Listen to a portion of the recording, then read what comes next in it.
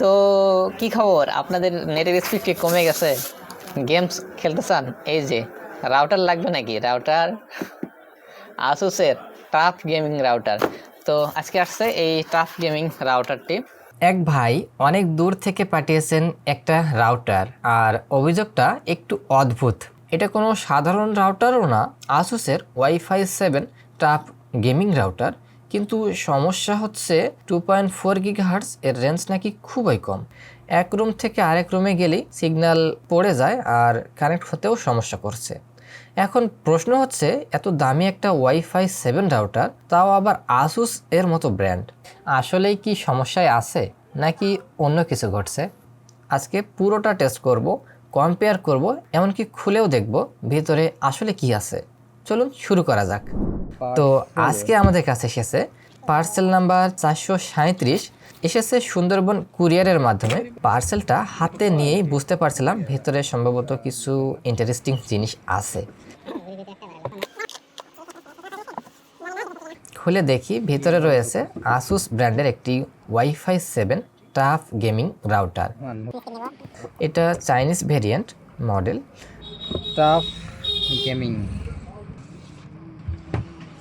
সাথে ছিল একটি অ্যাডাপ্টার আর একটি সিটি। আসুসের এটার মডেল হচ্ছে টাফ 3600। তো ভাই এই রাউটারটি পাঠিয়েছেন এক ভাই। উনি বলছেন যে ওনার এই রাউটারটির রেঞ্জ কমে গেছে। উনি বলছেন আসসালামু আলাইকুম, তারপর ওনার নাম বলছেন। আমার রাউটারের সমস্যাটা হলো এর 2.4 গিগাহার্টজ এবং 5 গিগাহার্টজ রেঞ্জ একদমই কম এবং সহজে কানেক্ট হতে চায় না। সহজে কানেক্ট হতে চায় না, এরকম একটা প্রবলেম ওনার। আচ্ছা দেখি। আর এক রুম থেকে অন্য রুমে গেলে রেঞ্জ অনেক বেশি কমে যায়, মানে এক রুম থেকে অন্য রুম গেলে রেঞ্জ কমে যায়, এটা স্বাভাবিক, কিন্তু অনেক বেশি কমে যায় উনি বলছেন। আচ্ছা দেখি। আর 2.4 গিগাহার্টজ এবং 5 গিগাহার্টজ রেঞ্জ সমান। আমরা জানি যে 2.4 গিগাহার্টজ 5 গিগাহার্টজের একটু রেঞ্জ কম বেশি থাকে, 5 গিগাহার্টজ রেঞ্জ কিছুটা কম থাকে এবং 2.4 গিগাহার্টজ রেঞ্জটা আমরা বেশি দূরে পাই, যেহেতু 2.4 গিগাহার্টজের সিগন্যালটা মানে সিগন্যাল ওয়েট এটা কিন্তু বড়, আর 5 গিগাহার্টজটা ছোটো ছোটো, যার জন্য বেশি দূরে যেতে পারে না। তো দুটি উনি সমান সমান পাচ্ছেন এবং সিগন্যাল সমস্যা নিয়ে ভুগতেছেন এই রাউটারটিতে।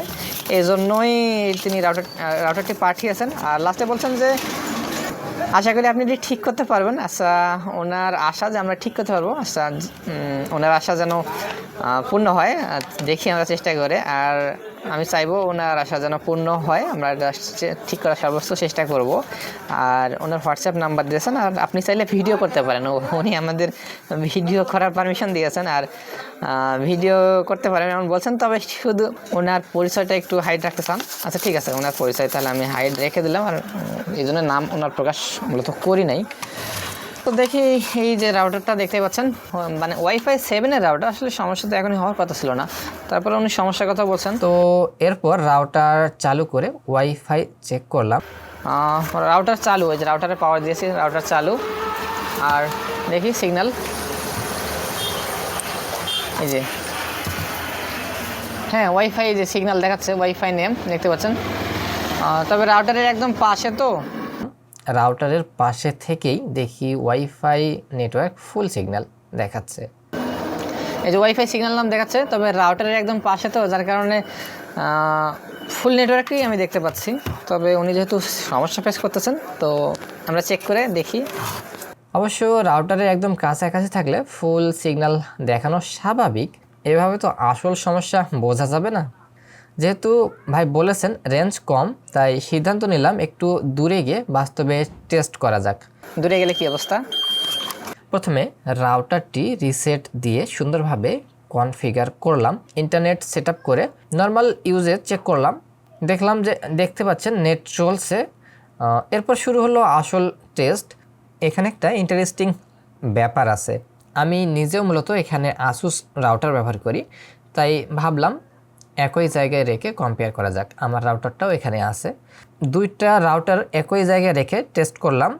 গুগল ম্যাপ দিয়ে ডিস্টেন্স চেক করে দেখলাম প্রায় 40 মিটারের মতো দূরত্ব, এবং এই জায়গাটাও কিন্তু খোলা মাঠ নয়, বাজারের মতো একটা এনভায়রনমেন্ট। আশেপাশে অনেক রাউটার, অনেক ওয়াইফাই সিগন্যালও এখানে।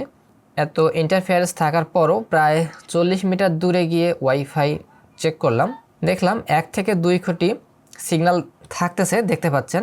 আর সবচেয়ে ইন্টারেস্টিং ব্যাপার হচ্ছে আমার নিজের যে আসুস রাউটার যেটা এখানে ব্যবহার করতেছি এর সাথে কম্পেয়ার করলে যে এমএস ইলেকট্রনিক্স নামে যে নেট সিগন্যাল প্রায় একই রকম পাচ্ছে এখানে, এটি এবং ওইটি দুটারই এসএসআইডি দেখতে পাচ্ছেন।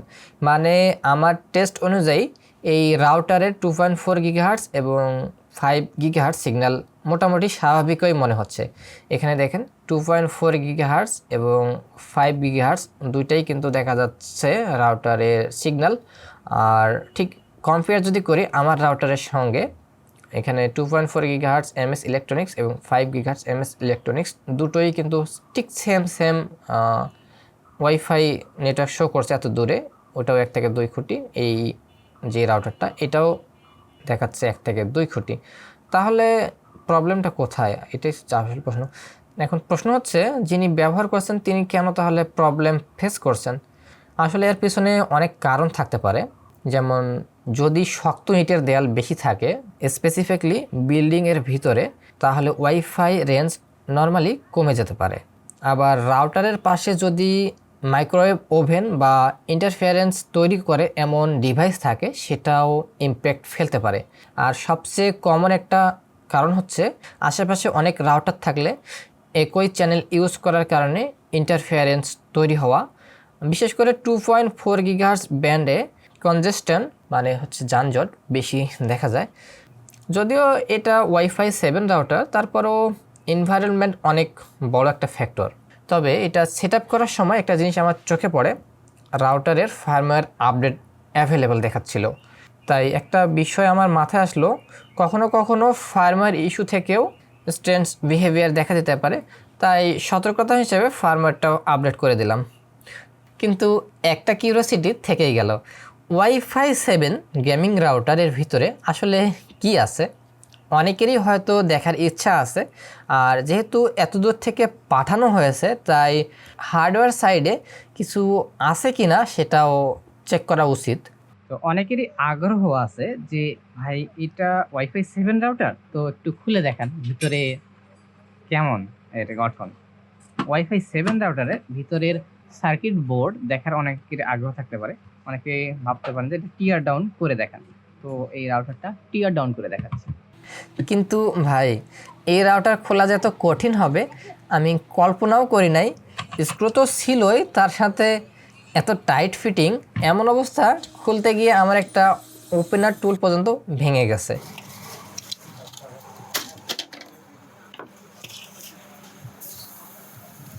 অনেক কষ্টে খুলে ভিতরে যা দেখলাম, মোটামুটি 4টি অ্যান্টেনা কানেকশন, 2.4 গিগাহার্টজ এবং 5 গিগাহার্টজের জন্য আলাদা সেট আপ। পিসিবিটাও অনেক হেভি ডিউটি, বড় বড় হিটসিং স্ক্রু দিয়ে শক্তভাবে লাগানো।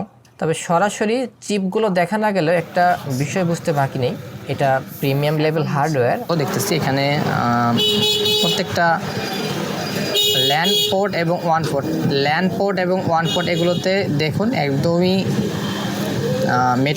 মেটাল শিট দেওয়া আছে খুব সুন্দর করে। এখানে একটা ইউএসবি পোর্ট আছে, এখানে একটা পাওয়ার সুইচ আছে, পাশে হচ্ছে পাওয়ার পোর্ট, এর পাশে হচ্ছে একটা ইউএসবি পোর্ট, এর পাশে হচ্ছে ওয়ান পোর্ট, আর তারপর হচ্ছে 4টা ল্যান্ড পোর্ট।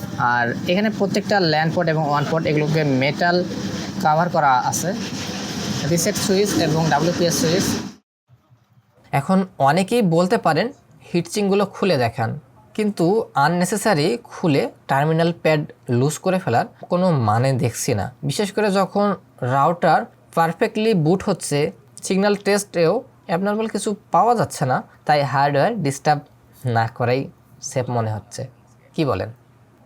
আচ্ছা একটা কথা বলবেন, আপনারা এখন কোন সিরিজ রাউটার ব্যবহার করতেছেন?